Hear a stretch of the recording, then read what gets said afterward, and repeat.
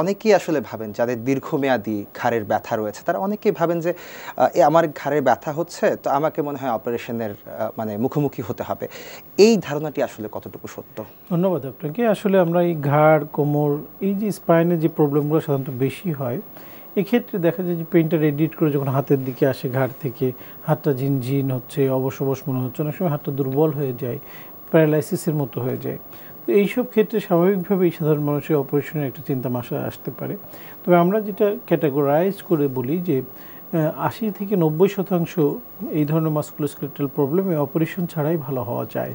কিছু কিছু ক্ষেত্রে অনেক সময় সার্জারির প্রয়োজন পড়তে পারে, যেমন দেখা যায় তার সার্ভাইকাল রিজনে ডিস্ক প্রোল্যাপস এবং এত সিভিয়ার যার কারণে তার অ্যাফেক্টেড সাইডের হাতটা প্যারালাইসিসের মতো হয়ে যাচ্ছে, সেক্ষেত্রে অবশ্যই ইমিডিয়েট সার্জারি প্রয়োজন পড়তে পারে।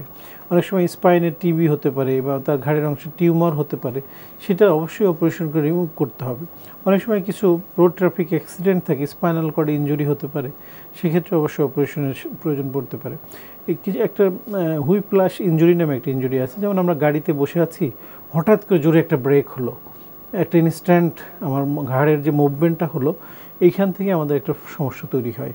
ঘাড়ের যে মাংসপেশি লিগামেন্টগুলো হঠাৎ করে ইনজুর্ড হয়, সেক্ষেত্রে অনেক সময় ইমিডিয়েট সার্জারির প্রয়োজন পড়তে পারে।